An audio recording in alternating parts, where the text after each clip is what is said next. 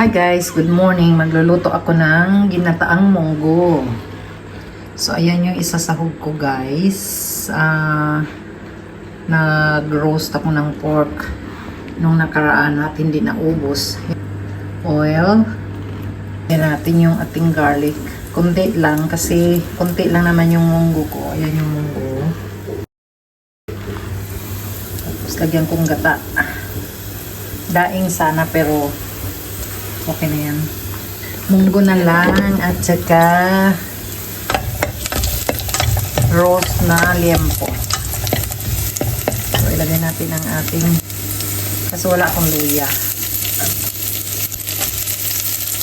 Meron akong luya na ginayat round pero ano siya.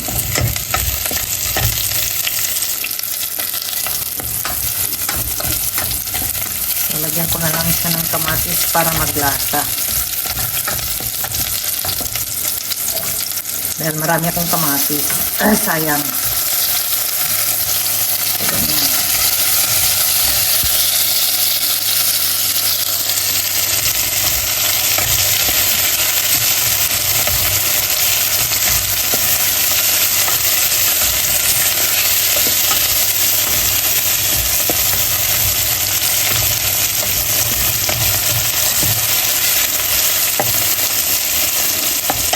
Ito yung natin yung kamatis. Tapos ngayon lalagay ko yung aking pork. Yum. Pork belly. Tingnan nyo guys, may crackles pa yan.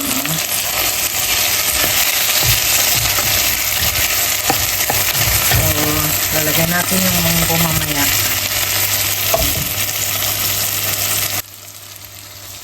So, ayan na siya. Lagyan natin ng ginisa. Lagyan natin ng konti. Ginisa mix.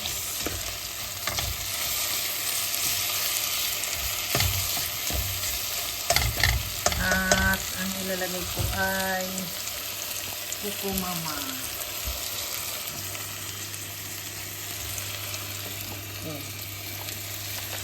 Lagay ko muna yung kukumama. Lagyan natin yung kukumama. Ganyan.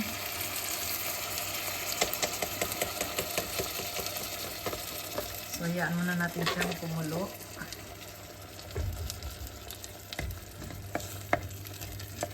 Ayan.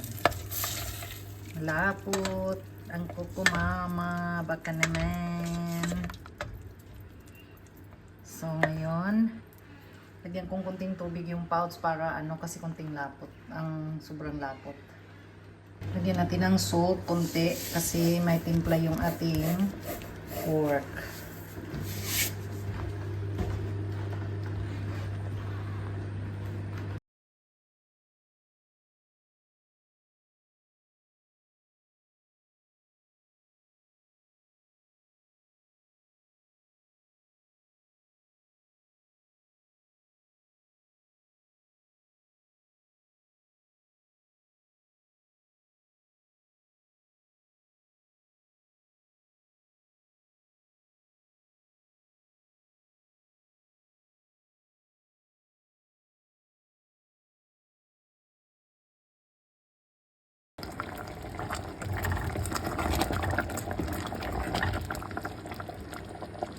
So, luto na ang aking ginataang munggo. Ayan. Ayan ang sahog. Kasi yung daing ko maliliit. So, ayan guys, ang aking version ng munggong ginataang munggo. So, ayan yung munggo. Hindi nga lang to totally ano kasi walang dahon. Pero at least may gata. So ayan, thanks for watching. Bye-bye.